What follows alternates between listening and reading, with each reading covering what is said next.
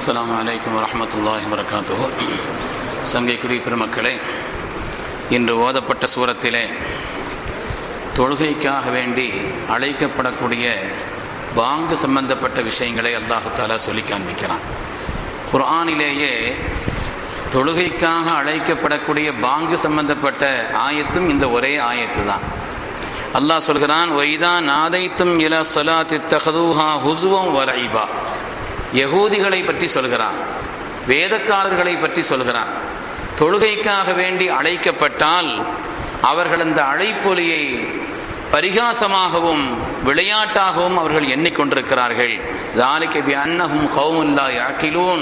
விளங்காத சமுதாயமாக இருக்கிறார்கள் என்று அல்லாஹு தஆலா சொல்லி காண்பிக்கிறார். அருமையான பெருமக்களே, இந்த பாங்கும் இகாமத்தும் உலகத்தில் வேறு எந்த உம்மத்திற்கும் வழங்கப்படவில்லை. பாங்கும் இகாமத்தும் இந்த உம்மத்தை முஹம்மதியாவிற்கு மாத்திரம்தான் வழங்கப்பட்டிருக்கிறது. நான் ஜும்மாவிலே கூட கேரளத்தினுடைய தலவா என்ற ஒரு பெரிய அறிஞரை பற்றி சொல்லி காண்பித்தேன். ஃபிக்ஹினுடைய சட்டங்களை எல்லாம் தொகுத்து எழுதுகிறார் அவர்.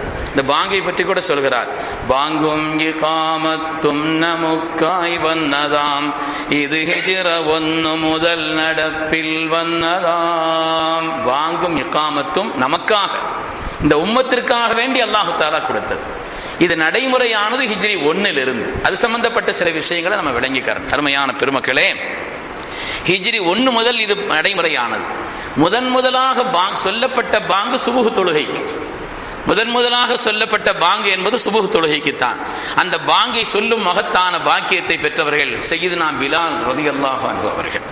அருமையான பெருமக்களே, உலகத்திலேயே எத்தனையோ சுபத்துகள் இருக்கிறது. அல்லாஹுவின்பால் மக்களை அழைக்கக்கூடிய எத்தனையோ தஅவத்துகள் இபாதத்தை கொண்டிருக்கிறது, நல்ல குணத்தை கொண்டிருக்கிறது, அது மாதிரி நல்ல வார்த்தைகளை கொண்டிருக்கிறது, நம்முடைய நல்ல செயல்களால் இருக்கிறது, ஹிக்மத்தால் இருக்கிறது, தர்க்கத்தால் இருக்கிறது, எத்தனையோ விதங்கள் இருக்கிறது. அல்லாஹுவின்பால் மக்களை அழைப்பதற்குண்டான எத்தனையோ தஅவத்துகள் இருந்தாலும் கூட பாங்கிற்குள்ள விசேஷம் என்னன்னு சொன்னா, அல்லாஹும்ம ரப்ப ஹாதிஹி தஅவத்தி தாம்மா, அப்படிதான் துஆ ஓதும்.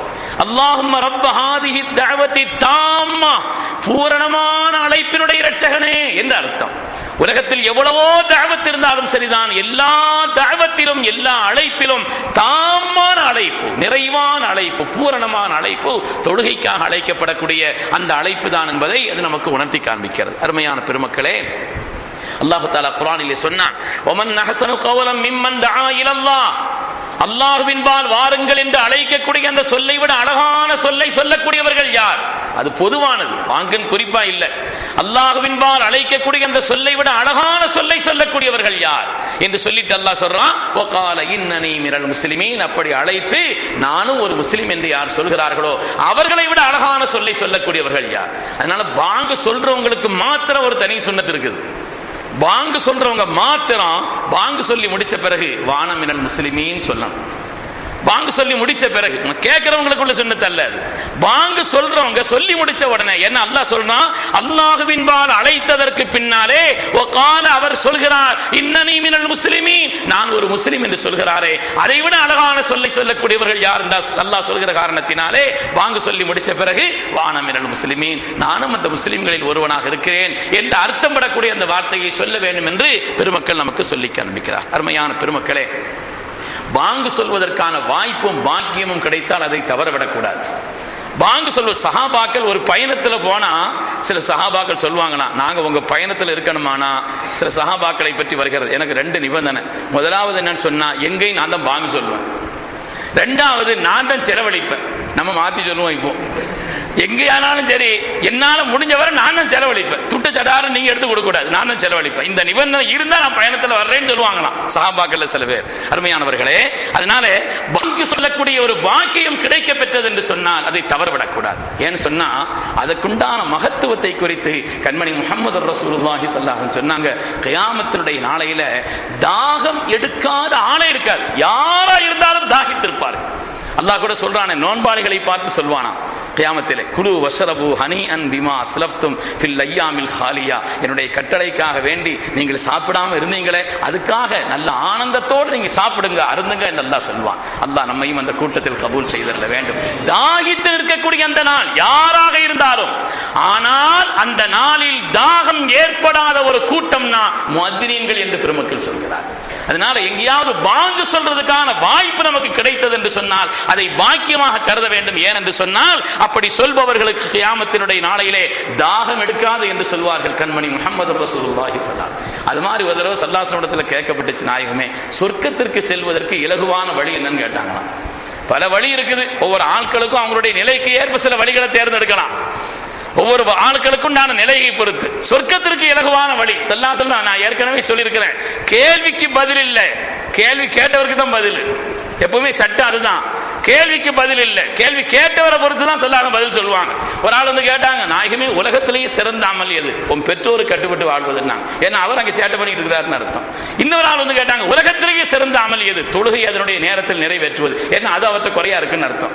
கேள்விக்கு பதில் என்பதை விட கேட்டவருக்கு தான் ஸல்லல்லாஹு அலைஹி பதில் சொல்லுவாங்க. அதே மாதிரி ஸல்லல்லாஹு அலைஹி வஸல்லம் இடத்துல சொர்க்கத்திற்கு செல்வதற்கு இலகுவான வழி என்ன கேட்டவளுக்கு ஸல்லல்லாஹு அலைஹி வஸல்லம் சொன்னாங்க, வாங்க சொல்லக்கூடிய பாக்கியத்தை பெற்றுக்கொள்ளுங்க. அது உங்களுக்கு முடியலையா இமாமதி செய்யுங்கன்னாங்க ஸல்லல்லாஹு அலைஹி வஸல்லம். அந்த ரெண்டு முடியல, நீங்க முதல் சஃபை நீங்க பிடிக்க பாருங்கன்னு சொன்னாங்க ஸல்லல்லாஹு அலைஹி வஸல்லம். அருமையானவர்களே, சொர்க்கத்திற்கு செல்வதற்கான இலகுவான வழி அதை நீங்கள் நியமமாக்கிக் கொள்ளுங்கள் என்று சொல்வார்கள் கண்மணி நாயகம் ஸல்லல்லாஹு அலைஹி வஸல்லம். கியாமத்தினுடைய நாளையில எல்லோரும் நிர்வாணமாக ஆக்கப்படுவார்கள், யாருக்கும் ஆடை இருக்காது. கியாமத்தினுடைய நாளையில் வெக்கமா இருக்காதா நாயகமே? ஆயிஷா நாய் கேட்டாங்க. ஆயிஷா, யாரும் யாரை பற்றியும் நினைக்கும் இடமல்ல ஆயிஷா, ஒவ்வொரு மனிதனும் துடித்துக் கொண்டிருப்பான் தன்னை பற்றி.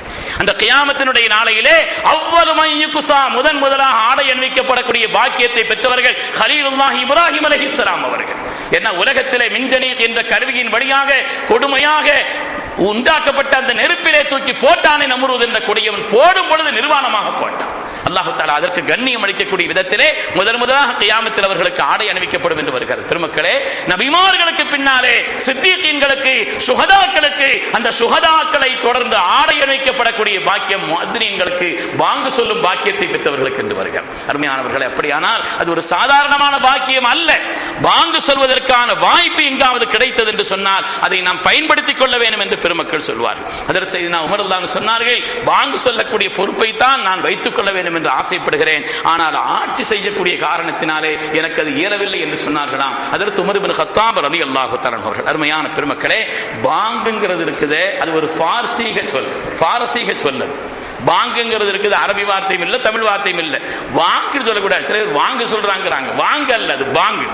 பாங்குங்கிற அந்த வார்த்தை இருக்குது, அது ஒரு பாரசீக சொல்லாக இருக்கிறது. இந்த பாங்கு இருக்குது, அதுக்கு சில அஹ்காமாத்துகள் இருக்குது, அதுக்கு சில சட்டங்கள் இருக்குது. உதாரணமாக, பாங்கு சொல்லும் பொழுது நின்றுட்டு தான் சொல்லணும், அது சட்டம், சுன்னத்.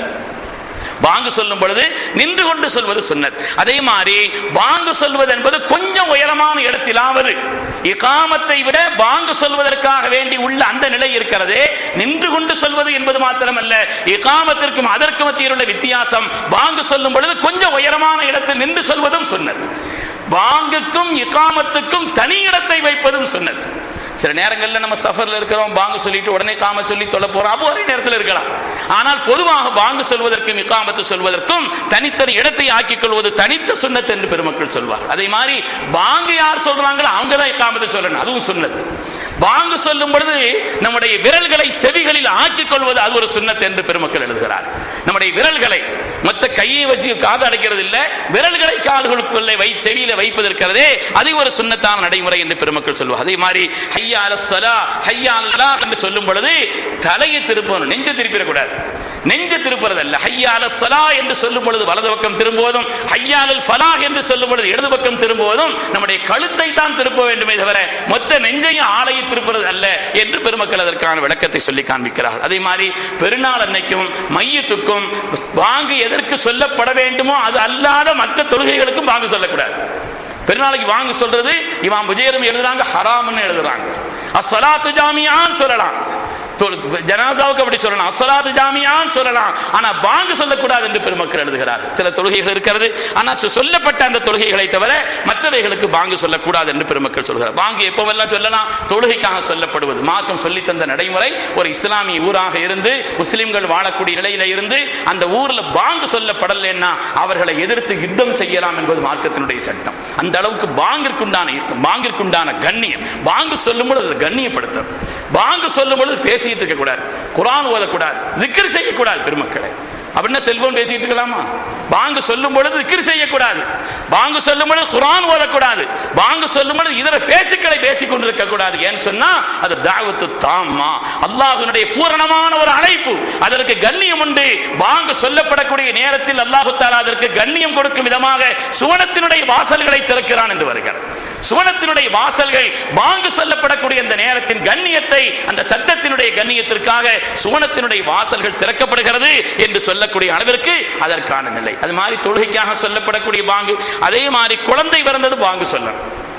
உலகத்தினுடைய நச்சு ஒலிகள் எல்லாம் கேட்பதற்கு முன்னாலே அந்த பிள்ளையினுடைய காதுகளிலே அல்லாஹு அக்பர் என்ற உயர்ந்த அந்த திருநாமம் கேட்கப்படுவது இருக்கிறதே, அது ஒரு உன்னதமானது. அதனால பிள்ளையினுடைய வலது காதில் பாங்கும் இடது காமத்தில் இகாமத்தும், இடது காதில் இகாமத்தும் சொல்லிக் கொள்வது சுன்னத். இந்த பாங்கை யாரும் சொல்லலாம், ஆம்பளைங்க தான் சொல்லணுங்கிறது இல்லை, பெண்களும் சொல்லலாம்.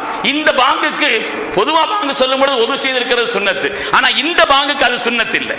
பொதுவாக யாராக இருந்தாலும் தொடக்குள்ள நிலையில இருந்தாலும் கூட அங்களும் பாங்கு சொல்லலாம். பிறந்த குழந்தைகளுக்கு அவங்களுடைய காதில் அந்த பாங்கு சொல்வது சுன்னத்தான ஒரு நடைமுறை. அதே மாதிரி யாருக்காவது சைத்தானிய சேட்டைகள் இருக்குது, அவங்களுக்கு பாங்கு சொல்லலாம். மனிதர்களுக்கு மாத்திரம் இல்லை, மிருகங்களுக்கு சில நேரங்களில் சைத்தான் பிடிக்கும்.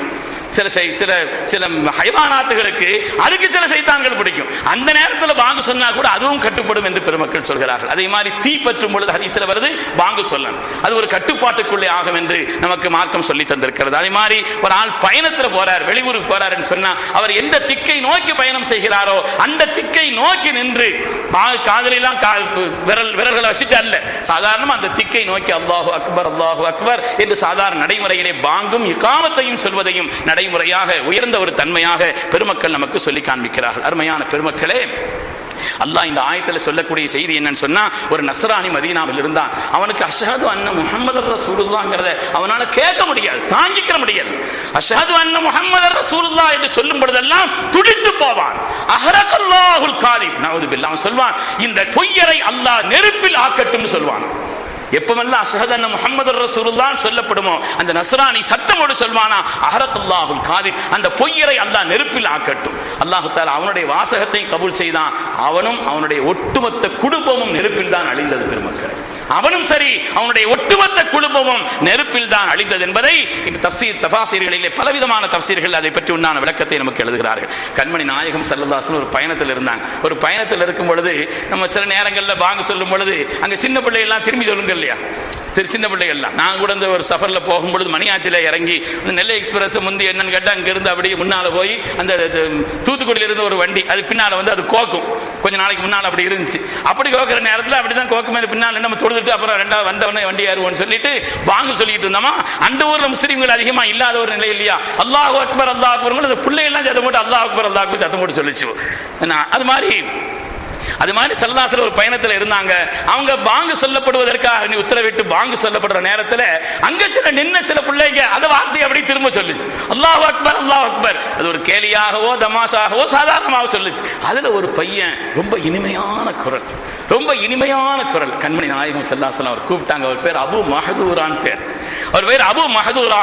கண்மணி நாயகம் ஸல்லல்லாஹு அலைஹி வஸல்லம் சொன்னாங்க, என் அருமை மகனே நீ சொல்லுமா அஷ்ஹது அன் லா இலாஹ இல்லல்லாஹ். ரசூலுல்லாஹ் சொல்லி கொடுத்தாங்க. அவர் அஷ்ஹது அன் லா இலாஹ இல்லல்லாஹ் சொன்னார். அஷ்ஹது அன்ன முஹம்மது ரசூலுல்லாஹ் சொல்லி கொடுத்தாங்க. அது அஷ்ஹது அன்ன முஹம்மது ரசூலுல்லாஹ். அதனால தான் பாங்கு சொல்ற நேரத்தில் அல்லாஹு அக்பர் அல்லாஹு அக்பர் அல்லாஹு அக்பர் அல்லாஹு அக்பர் அப்புறம் கையை கீழே போட்டுட்டு அஷ்ஹது அன் லா இலாஹ இல்லல்லாஹ் அஷ்ஹது அன் லா இலாஹ இல்லல்லாஹ் அஷ்ஹது அன்ன முஹம்மது ரசூலுல்லாஹ் அஷ்ஹது அன்ன முஹம்மது ரசூலுல்லாஹ் என்று சொல்ல வேண்டும் என்று சில பெருமக்கள் சொல்கிறார்களே, அதுக்கு காரணம் என்னன்னு சொன்னா கண்மணி நாயகம் ஸல்லல்லாஹு அலைஹி வஸல்லம் இதற்கு அபு மஹதூராவுக்கு சொல்லி கொடுத்தார்கள். அவர்கள் திரும்ப சொன்னார்கள்.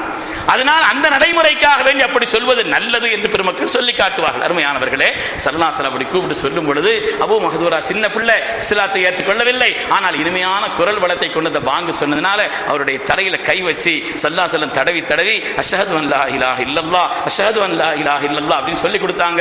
அவரும் திரும்ப சொன்னாரு. வரலாற்றில் வருகிறது, அதற்கு பின்னாலே மக்கமா நகரத்தில் கிட்டத்தட்ட 50 வருஷம் பாங்கு சொல்லும் பொறுப்பை அவர் ஏற்றிருந்தார். ஹரமிலே 50 வருஷம் பாங்கு சொன்னார்.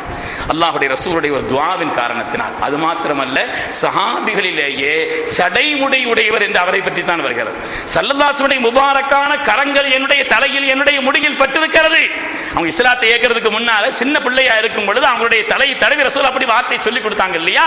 திருநபி ஸல்லல்லாஹு அலைஹி வஸல்லம் முபாரக்கான கரங்கள் என் மீது பட்டிருக்கிறது. அவங்களுடைய முபாரக்கான கரங்கள் பட்ட என் முடி நரகம் போகாது, அதனால நான் எப்படி போக போறேன்னு சொன்னாங்க. அதனால சஹாபாக்களிலேயே சடைமுடியராக வாழ்ந்தவர் சையதுனா அபூ மஹ்தூரா என்று வரலாறு சொல்கிறது. அருமையான பெருமக்களே, அந்த பாங்கு சொல்லக்கூடியதுங்கிறது இருக்குதே, ரப்பினுடைய மேலான சுவனம் திறக்கக்கூடிய நேரமாக இருக்கிறது, கண்ணியமான ஒரு நிலையாக இருக்கிறது என்பதனால நாம் அதற்கு கண்ணியம் கொடுத்து உரிய முறையில அந்த பாங்குக்குண்டான பதிலை சொல்வதும் கூட உன்னதமான ஒரு நடைமுறை என்று பெருமக்கள் சொல்கிறார்கள். அந்த பதிலெல்லாம் உன்னதமான பதில் எல்லாம் பாங்கு சத்தம் கேட்டவுடன் தொழுகைக்கு வர்றது, அது சிறந்த பதில். ஆனா அந்த வார்த்தைகளுக்கு உண்டான அந்த பதிலையும் சொல்லக்கூடிய நடைமுறையிலே நாம் ஆக்கிக் கொள்ள வேண்டும். அல்லாஹ் சுப்ஹானஹு வ தஆலா நாளை கியாமத்தினுடைய நாளையிலே உயர்ந்த அந்தஸ்தோடு எந்த சீதேவிகளை எழுப்புவானோ அந்த கூட்டத்தில் அல்லாஹ் நம்மையும் கபூல் செய்தருள்வானா. வாங்கு சொல்லப்படும் பொழுதெல்லாம் அதற்கு உரிய பதிலை தொழுகையில் ஆஜராகி அதற்குரிய பதிலை கொடுக்கக்கூடிய நன்மக்களில் அல்லாஹ் நம் எல்லோரையும் கபூல் செய்தருள்வானாக. நம்முடைய கடந்த காலங்களை விட வரக்கூடிய காலங்களை அல்லாஹ் ஹைரானதாக ஆக்கி அருள்வானா. அவனுடைய பொருத்தத்தை பெற்ற சாலிஹீன்களில் நம் எல்லோரையும் அல்லாஹ் கபூல் செய்தருள்வானாக. ஆமீன் ஆமீன் யா ரப்பல் ஆலமீன். வ ஆகிரு தஅவானா அல்ஹம்துலில்லாஹி ரப்பில் ஆலமீன்.